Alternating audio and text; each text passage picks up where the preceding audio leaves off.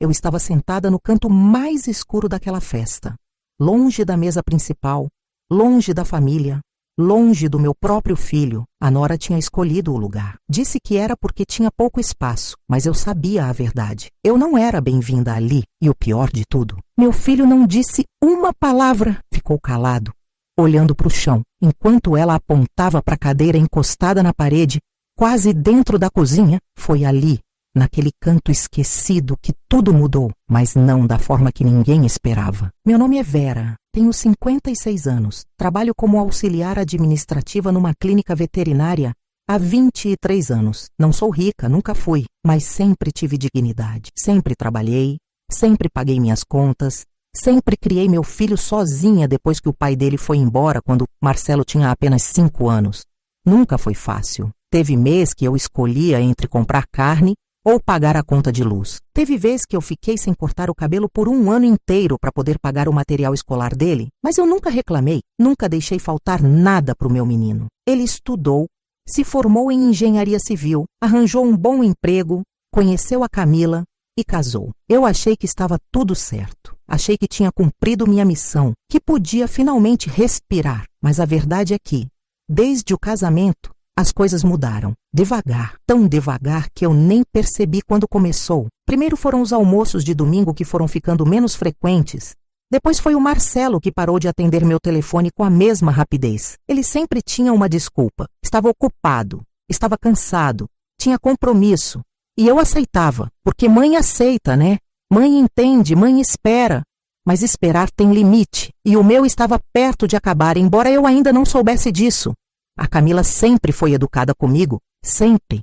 Sorria, cumprimentava, perguntava como eu estava, mas era tudo superficial. Eu sentia na forma como ela desviava o olhar quando eu falava, na pressa com que ela encerrava as conversas, no jeito como ela nunca me convidava para nada que não fosse obrigatório. Eu tentei me aproximar várias vezes. Ofereci ajuda quando eles estavam reformando a casa. Ela disse que não precisava. Ofereci para fazer um almoço especial no aniversário do Marcelo. Ela disse que já tinham planos.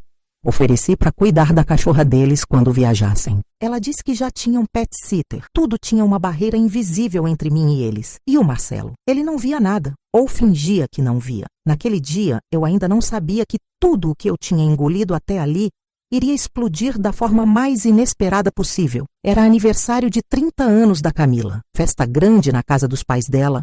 Salão alugado, decoração cara, muita gente. Eu fui porque era obrigação, porque meu filho ia estar lá. Porque se eu não fosse, iam dizer que eu era a sogra difícil, a chata, a que não se esforça. Então fui. Comprei um presente simples, mas bonito. Uma caneca personalizada com uma foto dela e do Marcelo. Nada demais, mas feito com carinho. Cheguei no horário, cumprimentei todo mundo. A mãe dela foi gentil, o pai dela também, mas quando a Camila me viu, o sorriso dela durou meio segundo. Ela veio até mim, me abraçou rapidinho, agradeceu pelo presente sem nem abrir e disse que eu podia me sentar ali, apontando para uma cadeira encostada na parede, quase escondida atrás de uma coluna de decoração. Eu olhei para o lugar. Depois olhei para ela. Depois olhei para o Marcelo, que estava do lado dela. Ele desviou o olhar, não disse nada. E foi naquele silêncio dele que eu entendi tudo. Eu não importava. Eu era um peso, um incômodo. Alguém que tinha que estar ali porque era a mãe do noivo, mas que ninguém queria por perto de verdade. Senti meu peito apertar, senti vontade de chorar, mas não chorei. Não ia dar esse gosto para ninguém. Então sorri, agradeci e fui me sentar no meu canto. A festa começou. Música alta, gente rindo, gente conversando. Eu fiquei ali, sozinha, vendo tudo de longe. A família dela toda junta na mesa principal. Risos, abraços, fotos. O Marcelo no meio deles, sorrindo, feliz. E eu era a sombra, a intrusa, a que tinha que estar ali. Mas ninguém queria que estivesse. Ninguém veio falar comigo.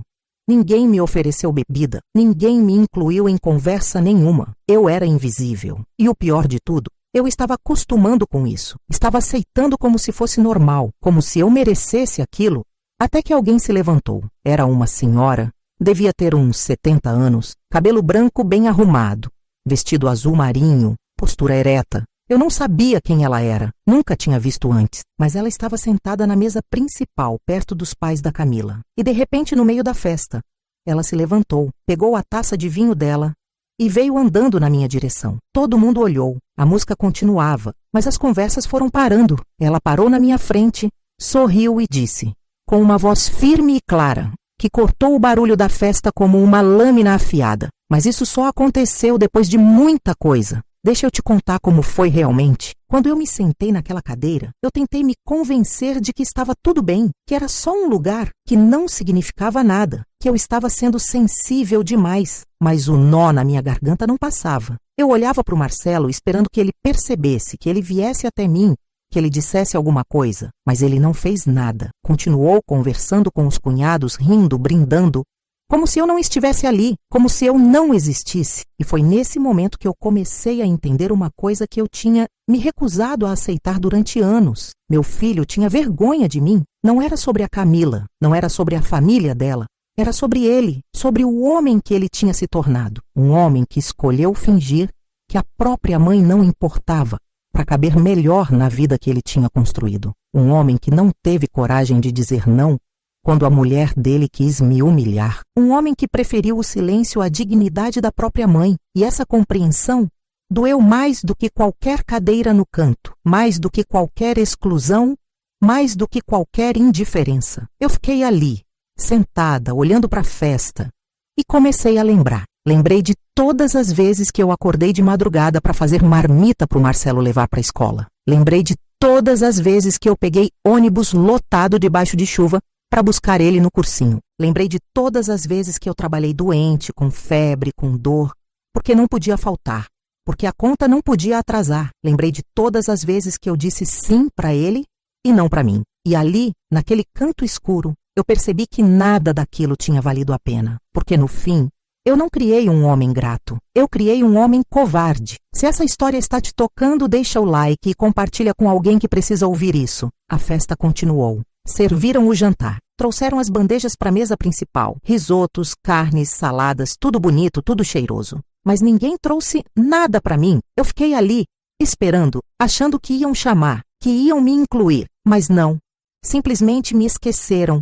Como se eu não estivesse ali, como se eu não merecesse nem um prato de comida na festa da minha própria nora. Eu olhei para o Marcelo de novo. Ele estava comendo, conversando, rindo, sem olhar para mim uma vez, sem perceber que eu estava sendo tratada como nada. Foi quando a fome começou a apertar que eu decidi me levantar e ir até a mesa de buffet que ficava do outro lado do salão. Peguei um prato, coloquei um pouco de arroz, um pedaço de carne, uma colherada de farofa. Voltei para o meu canto, comi sozinha, em silêncio, enquanto todo mundo ria e brindava e tirava fotos. E sabe o que é pior? Eu ainda tentava me convencer de que estava exagerando, que aquilo era normal, que eu que era sensível demais. Porque é isso que a gente faz, né? A gente normaliza o desrespeito. A gente aceita as migalhas. A gente se convence de que pedir dignidade é pedir demais. Até que a tal senhora se levantou. Eu não sei o que ela viu. Não sei se ela percebeu o quanto eu estava deslocada. Não sei se ela sentiu a humilhação que eu tentava esconder. Mas ela se levantou da mesa principal, onde todo mundo importante estava sentado. Pegou a taça dela e veio até mim, devagar, firme, com uma postura que exalava autoridade. Todo mundo começou a reparar. As conversas foram parando. Até a música pareceu mais baixa. Ela parou na minha frente e disse, alto o suficiente para todo mundo ouvir, mas sem gritar, sem ser agressiva. Posso me sentar aqui com a senhora? Eu fiquei sem reação. Olhei para ela, confusa. Ela sorriu, puxou uma cadeira que estava encostada na parede ao lado da minha e sentou. Colocou a taça na beirada da mesa improvisada que tinha ali perto e me olhou nos olhos. Sou Beatriz, tia da Camila, e acho que esse é o lugar mais honesto dessa festa toda, porque aqui está a única pessoa que não precisa fingir nada. Eu não soube o que dizer. Meus olhos começaram a arder. Ela continuou. Eu vi você chegar, vi onde te colocaram, vi como te trataram e fiquei com vergonha. Vergonha da minha sobrinha, vergonha dessa família que finge educação, mas não tem o mínimo de respeito. A senhora é a mãe do Marcelo, não é? Eu assenti, ainda em silêncio, tentando segurar as lágrimas. Ela suspirou, pegou a taça dela e ergueu na minha direção. Então eu faço questão de brindar com a senhora, porque a senhora merece muito mais do que esse canto, merece muito mais do que essa indiferença. E eu não vou ficar quieta vendo isso. Ela virou para a festa, ainda segurando a taça erguida, e falou mais alto. Beatriz, o que você está fazendo? A Camila tinha se levantado, vermelha, visivelmente incomodada. Eu tô fazendo o que ninguém aqui teve coragem de fazer. Tô dando atenção para quem merece. A mãe do seu marido tá sentada aqui sozinha, esquecida, tratada como se fosse uma intrusa. E isso é uma vergonha, Camila. Uma vergonha. O silêncio que caiu naquele salão foi ensurdecedor. Todo mundo parou de comer, de beber, de conversar. Todo mundo olhava para Beatriz, para mim, para Camila. O Marcelo tinha ficado pálido. A mãe da Camila parecia não saber onde enfiar a cara. E eu não conseguia me mexer, não conseguia falar. Só conseguia sentir meu coração batendo tão forte que parecia que ia sair pela boca. Tia, por favor, não precisa fazer cena. A Camila tentou controlar a voz, mas ela tremia. Cena? Eu não tô fazendo cena, Camila. Eu tô apontando o óbvio. Você colocou a sogra no canto, longe de todo mundo, e não teve nem a decência de incluir ela em nada. Isso não é educação, isso é desrespeito. E se você quer que eu fique quieta para não estragar sua festa, sinto muito, mas eu não vou. Beatriz se virou para mim de novo e segurou minha mão. Ela estava firme, quente, reconfortante. A senhora não merece isso. E espero que a senhora saiba disso. Espero que a senhora não aceite ser tratada assim nunca mais, porque dignidade não é negociável. E então ela se levantou, pegou a taça dela e voltou para a mesa principal. Mas antes de sentar, ela olhou para o Marcelo e disse, com uma frieza que cortou o ar: Marcelo, eu não te conheço, mas se eu fosse você, eu ia ter muita vergonha de mim mesmo, porque a sua mãe merece muito mais do que um filho que fica calado enquanto ela é humilhada. Depois disso, ela sentou e a festa continuou. Mas não do mesmo jeito. As pessoas voltaram a conversar, mas baixinho. Os risos eram forçados. A Camila estava visivelmente irritada, tentando disfarçar. E o Marcelo? O Marcelo olhou para mim pela primeira vez na noite toda. E eu vi vergonha, vi culpa, vi desconforto. Mas eu não disse nada. Só olhei de volta e continuei sentada no meu canto. Porque eu não ia me levantar, não ia ir até ele, não ia facilitar. Ele que viesse até mim se quisesse. Mas ele não veio. Isso já aconteceu com você? Conta nos comentários. A festa terminou. Eu fui embora sem me despedir de ninguém. Peguei minha bolsa e saí. O Marcelo me viu saindo, eu sei que viu, porque nossos olhos se cruzaram. Mas ele não me chamou, não correu atrás, não pediu desculpa. Só me viu sair e ficou parado. E foi ali que eu tomei uma decisão. Eu não ia mais aceitar migalhas. Não ia mais fingir que estava tudo bem. Não ia mais normalizar o desrespeito. Ia impor limites. E se isso significasse me afastar do meu próprio filho, então que fosse. Nos dias seguintes, o Marcelo não me ligou, não mandou mensagem. Nada. Como se nada tivesse acontecido. Como se aquela humilhação fosse só mais uma coisa insignificante. Mas para mim, não era. Para mim, aquilo tinha sido a gota d'água. Então eu tomei a decisão de não ligar para ele também, não mandar mensagem, não procurar. Eu ia esperar. Ia ver quanto tempo ele levava para perceber que tinha uma mãe, para perceber que tinha feito algo errado. E se ele não percebesse? Bom, aí eu teria minha resposta. Passou 1 semana, 2 semanas, 3. Nada. Nenhuma mensagem, nenhuma ligação. Nada. Era como se eu não existisse. E sabe o que eu fiz?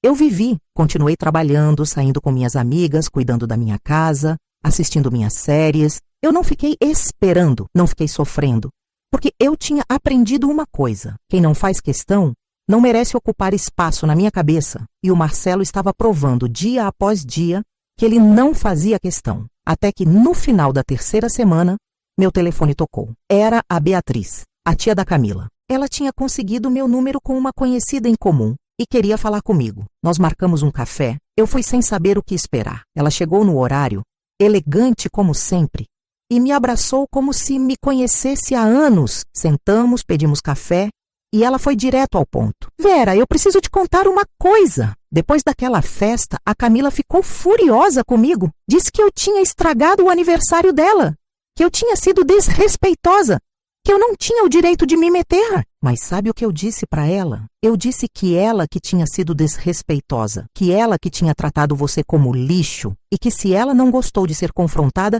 é porque ela sabia que estava errada. Beatriz tomou um gole de café e continuou. Eu vi minha sobrinha crescer, eu sei como ela é. Ela sempre foi mimada, sempre achou que o mundo girava em torno dela. E quando ela casou com o Marcelo, ela quis ter o controle de tudo, inclusive da relação dele com você. Ela tem ciúmes, tem medo de perder espaço. Então ela foi te afastando devagar e o Marcelo deixou. Porque ele é fraco, porque ele não tem coragem de enfrentar ela. Eu ouvi em silêncio, absorvendo cada palavra. Mas Vera, eu não vim aqui para falar mal deles. Eu vim aqui para te dizer uma coisa. Você não pode aceitar isso. Você não pode deixar que te tratem assim. Porque se você aceitar uma vez, vão fazer de novo. E de novo. E de novo. Até você sumir completamente. E aí, quando eles precisarem de você, vão te procurar. E você vai estar tão acostumada a aceitar migalhas que vai voltar correndo. Não faz isso. Não volta. Não enquanto eles não te respeitarem de verdade. Eu olhei para ela com os olhos marejados e perguntei: e se eles nunca me respeitarem? Ela segurou minha mão e disse: então você vai viver sem eles. E vai viver bem, porque dignidade vale mais do que qualquer relação. Vale mais do que sangue. Vale mais do que história. Você não precisa de gente que te trata mal, Vera, nem que seja seu filho. Aquelas palavras ficaram ecoando na minha cabeça por dias. E eu decidi seguir o conselho dela. Decidi que não ia ceder. Não ia facilitar, não ia perdoar sem ver mudança real. E se isso significasse perder meu filho, bom, eu já tinha perdido ele faz tempo. Só estava me recusando a aceitar. Mas 2 semanas se passaram.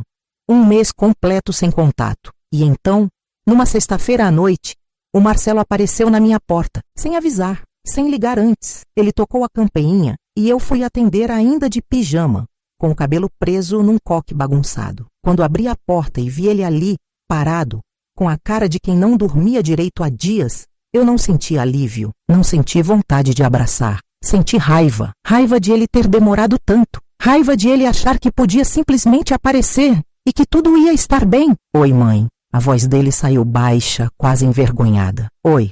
Eu não abri espaço para ele entrar. Fiquei parada na porta esperando. Posso entrar? Pode. Saí da frente e deixei ele passar. Ele entrou. Olhou em volta como se estivesse vendo minha casa pela primeira vez em anos. E talvez estivesse, porque ele tinha parado de vir fazia tanto tempo que eu nem lembrava mais da última vez. Ele sentou no sofá. Eu fiquei de pé, de braços cruzados, esperando ele falar. Eu vim pedir desculpas. A voz dele falhou.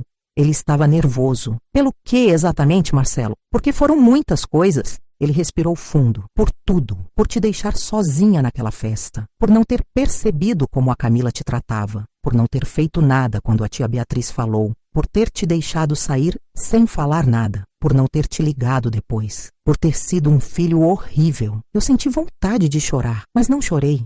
Continuei firme. E por que você está pedindo desculpas agora, Marcelo? Porque você realmente entendeu o que fez de errado? Ou porque a Beatriz te chamou de covarde na frente de todo mundo e você ficou com vergonha? Ele abaixou a cabeça. Eu mereço isso. Eu sei. Mas, mãe, eu juro, eu não tinha percebido. Eu achava que você entendia. Que você sabia que a gente estava ocupado. Eu cortei ele no meio da frase. Entendia o quê, Marcelo? Entendia que você tinha vergonha de mim? Entendia que eu não era bem-vinda na sua vida? Entendia que eu só servia quando você precisava de alguma coisa? Não, Marcelo. Eu não entendo. Eu não aceito. E eu não vou mais fingir que tá tudo bem. Ele levantou os olhos para mim. Estavam vermelhos, inchados. Mãe, eu não tenho vergonha de você. Eu nunca tive. Eu só queria que a Camila te aceitasse. Eu queria que vocês se dessem bem. E eu achei que se eu ficasse do lado dela, se eu apoiasse ela, as coisas iam melhorar. Mas eu errei. Eu errei muito. Você errou. E sabe por quê? Porque você escolheu uma pessoa que me trata mal. Você escolheu o conforto dela em vez da minha dignidade. Você escolheu ficar calado em vez de me defender. E agora você está aqui, 1 mês depois, pedindo desculpas. Mas sabe o que eu aprendi, Marcelo? Que desculpa sem mudança não vale nada. Que promessa sem ação não significa nada. Então me diz, o que você vai fazer diferente? Ele ficou em silêncio, pensando. E então disse devagar: eu vou conversar com a Camila. Vou deixar claro que você faz parte da minha vida e que ela precisa te respeitar. Vou te incluir em tudo. Vou te ligar mais. Vou te visitar mais. Vou ser o filho que eu deveria ter sido desde sempre. Eu balancei a cabeça. Não, Marcelo, você não vai fazer nada disso porque eu tô pedindo. Você vai fazer porque você quer. Porque você percebeu que eu mereço. Porque você entendeu que ser filho não é só aparecer quando precisa. É estar presente, é se importar, é respeitar. E se você não conseguir fazer isso, então é melhor a gente se afastar de vez. Porque eu não vou mais aceitar migalhas. Não de você. não de ninguém. Ele começou a chorar. Ali, na minha sala, sentado no sofá que ele tinha sentado tantas vezes quando era criança, ele chorou. E eu não consolei. Fiquei parada, olhando, esperando, porque aquele choro não era sobre mim, era sobre ele, sobre a culpa, sobre a vergonha, sobre o medo de perder algo que ele tinha dado como garantido a vida toda. E eu não ia facilitar, não dessa vez. Depois de alguns minutos, ele se recompôs, limpou os olhos, respirou fundo e me olhou. Eu vou mudar, mãe. Eu prometo. Eu não sei se vai ser fácil. Eu não sei se vai ser rápido. Mas eu vou mudar. E eu vou provar para você que eu posso ser um filho melhor. Só me dá uma chance. Eu olhei para ele, para o homem que eu tinha criado, para o homem que tinha me decepcionado tanto, e disse: eu te dou uma chance, Marcelo. Mas é a última. Se você voltar a me tratar como se eu não importasse, se você voltar a escolher o silêncio, se você voltar a me humilhar, eu vou embora. E dessa vez para sempre. Ele assentiu, entendido. Levantou-se, veio até mim e me abraçou. Foi um abraço apertado, desesperado, como se ele estivesse segurando a última coisa importante que tinha. E talvez estivesse. Eu retribuí o abraço, mas sem a mesma intensidade, porque eu não confiava mais. Não completamente, e ele ia ter que conquistar isso de volta. Os meses seguintes foram estranhos. O Marcelo começou a me ligar com mais frequência, não todo dia, mas pelo menos 2 vezes por semana. Ele vinha me visitar aos domingos, trazia a Camila junto. Ela continuava educada, mas fria. Eu percebia que ela não gostava de estar ali, que ela fazia por obrigação, mas eu não me importava mais. Eu não estava ali para agradar ela, estava ali porque meu filho tinha me convidado. E se ela não gostava, o problema era dela. Teve uma vez que o Marcelo me convidou para almoçar na casa deles. Eu fui. Quando cheguei, a mesa estava posta, bonita, arrumada, mas eu percebi que tinha só 3 lugares. Eu, o Marcelo e a Camila. E eu pensei, bom, pelo menos dessa vez eu tô na mesa, não num canto esquecido. O almoço foi tranquilo. Conversamos sobre trabalho, sobre o dia a dia. A Camila participou pouco, mas participou. E quando eu fui embora, o Marcelo me abraçou na porta e disse: obrigado por ter vindo, mãe. Eu sei que ainda não tá perfeito, mas eu tô tentando. Eu assenti, sei que tá tentando. E eu tô vendo. Mas não esquece que mudança não é só ação, é constância. E eu vou estar de olho. Ele sorriu, meio sem graça, e acenou. E eu fui embora com a sensação de que, talvez, as coisas pudessem melhorar, lentamente, mas pudessem, até que aconteceu algo que mudou tudo de novo. Era aniversário de 1 ano do casamento deles. A Camila fez uma festa pequena, só para a família próxima. E ela me convidou. Não foi o Marcelo. Foi ela. Mandou mensagem educada, dizendo que gostaria que eu estivesse lá. Eu fiquei surpresa, mas fui. Cheguei no horário, levei um presente simples. E quando entrei na casa, vi que a mesa tinha um lugar reservado para mim. Não no canto, não longe de todo mundo, mas do lado do Marcelo. A Camila veio até mim, me cumprimentou e disse: fico feliz que você veio, Vera. Eu agradeci e fui me sentar. A festa foi pequena, mas acolhedora. A família dela estava lá. E dessa vez, eles foram gentis comigo. A mãe da Camila conversou comigo. Perguntou sobre o meu trabalho, sobre a minha vida. O pai dela foi simpático. E a Beatriz? A Beatriz estava lá. Ela veio até mim, me abraçou forte e sussurrou no meu ouvido: viu? Eles aprenderam. Não foi fácil, mas aprenderam. Eu sorri, mas eu sabia que aquilo não era um final feliz. Era só o começo de algo diferente. Porque mudança não acontece de uma vez. Mudança é construída dia após dia, atitude após atitude. E eu ia continuar de olho, ia continuar cobrando respeito, porque eu tinha aprendido que dignidade não é algo que a gente pede uma vez e pronto. É algo que a gente precisa defender sempre. Se essa história está te tocando, compartilhe para que mais pessoas aprendam. Mas nem tudo foi fácil. Teve recaídas. Teve vez que o Marcelo voltou a me deixar de lado. Teve vez que a Camila voltou a ser fria. E cada vez que isso aconteceu, eu chamei a atenção. Não com briga, não com drama, mas com firmeza eu dizia: Marcelo, você está me deixando de fora de novo. Ou, Camila, eu sinto que você não quer que eu esteja aqui. E eu não vou ficar onde não sou bem-vinda. Eles se assustavam, porque sabiam que eu não estava blefando. Sabiam que se continuassem, eu ia embora de verdade. E aos poucos, eles foram entendendo que eu não era mais aquela mãe que aceitava qualquer coisa. Eu era uma mulher que se respeitava e que exigia respeito. Teve um dia, uns 6 meses depois daquela primeira conversa difícil, que o Marcelo me ligou. Era uma quinta-feira à noite. Eu estava assistindo televisão, tranquila, quando o telefone tocou. Atendi. Mãe, eu preciso te contar uma coisa. A voz dele estava diferente, mais leve, quase aliviada.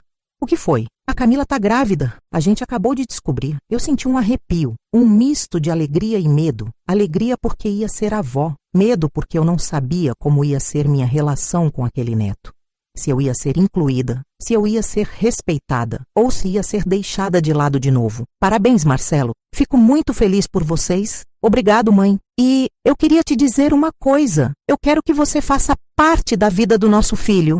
De verdade, não só nas festas, não só quando a gente precisar de ajuda, mas de verdade, porque eu entendi que se eu não te incluir, se eu não te respeitar, eu vou estar ensinando para o meu filho que está tudo bem tratar os avós como se eles não importassem. E eu não quero isso. Eu não segurei as lágrimas dessa vez. Elas escorreram silenciosas enquanto eu ouvia meu filho falar. E eu disse com a voz embargada: Obrigada, Marcelo. Obrigada por entender. Obrigada por mudar. De verdade, filho. Eu sei que não foi fácil, mas isso significa muito para mim. Não foi fácil, mãe, mas valeu a pena, porque eu percebi que eu quase perdi você. E eu não quero perder. Não de verdade. Nós conversamos mais um pouco. Ele me contou os planos, as expectativas, os medos. E eu escutei, participei, me senti incluída de um jeito que não me sentia há anos. Quando desliguei o telefone, eu olhei para o teto da minha sala e agradeci. Agradeci pela Beatriz. Agradeci por ter tido coragem de impor limites. Agradeci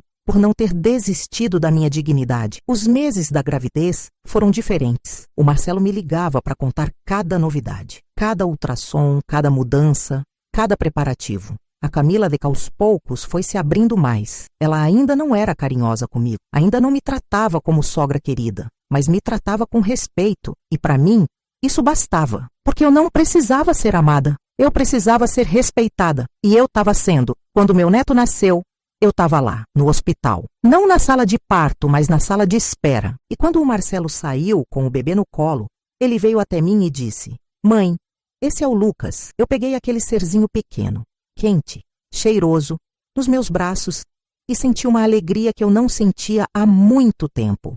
Mas também senti medo. Medo de que, conforme o tempo passasse, eu fosse sendo afastada de novo, que o Lucas fosse crescer sem me conhecer de verdade, que eu fosse só a avó de visita, mas não foi assim. O Marcelo fez questão de me incluir. Ele me ligava para pedir conselhos, me chamava para visitar, me deixava ficar com o Lucas e a Camila. A Camila aceitou. Não com entusiasmo, mas aceitou. E com o tempo, ela foi percebendo que eu não era uma ameaça, que eu não queria tomar o lugar dela, que eu só queria ser avó. E ela foi relaxando. Devagar, mas foi. Teve um dia, o Lucas tinha uns 8 meses, que a Camila me ligou, sozinha, sem o Marcelo. Vera, você pode ficar com o Lucas amanhã? Eu e o Marcelo precisamos resolver umas coisas e não temos com quem deixar. Eu fiquei surpresa, mas disse que sim. Claro, Camila, pode trazer. No dia seguinte, eles trouxeram o Lucas. A Camila me passou ele, me explicou a rotina, o que ele gostava de comer, como fazer ele dormir. E antes de sair, ela parou na porta, me olhou e disse: Obrigada, Vera. De verdade, aquilo foi pequeno, mas significou muito, porque era a primeira vez que ela reconhecia que eu era importante, que eu fazia diferença, que eu não era um peso, mas um apoio. E naquele dia, cuidando do meu neto, eu percebi que talvez a gente pudesse construir algo diferente, não perfeito, mas respeitoso. E para mim isso era suficiente. Mas a relação não ficou perfeita. Teve altos e baixos. Teve vez que o Marcelo voltou a me deixar de lado. Teve vez que a Camila foi fria de novo. Mas toda vez que isso acontecia, eu falava. Eu não deixava passar. Eu não aceitava desrespeito. E eles aos poucos foram entendendo que comigo tinha limite. Que eu não era aquela mãe que aceitava qualquer coisa. E isso mudou tudo. Hoje, 3 anos depois daquela festa terrível, eu tenho uma relação diferente com o Marcelo e com a Camila. Não é a relação perfeita dos filmes. Não é aquela sogra e nora que são melhores amigas. Mas é uma relação de respeito, de limites claros, de dignidade. E isso, para mim, vale mais do que qualquer falsa harmonia. Eu ainda trabalho na clínica, ainda tenho minhas amigas, ainda tenho minha vida e agora tenho meu neto, que me conhece, que gosta de mim, que sabe quem eu sou. E isso para mim é tudo, porque eu não aceitei migalhas, não aceitei ser invisível, Não aceitei ser esquecida. Eu impus limites e ensinei meu filho que mãe também merece respeito. E sabe o que eu aprendi com tudo isso? Que amor não é aceitar qualquer coisa, que ser mãe não é se anular, que dignidade não é egoísmo, que colocar limites não é falta de amor e que às vezes a maior prova de amor que podemos dar é ensinar as pessoas a nos valorizar, a nos respeitar, a nos enxergar. Teve uma tarde, há poucos meses, que eu estava na casa deles. O Lucas brincando no chão, o Marcelo fazendo almoço, a Camila mexendo no celular. E de repente, o Lucas veio até mim, subiu no meu colo e disse: "Vovó, eu te amo."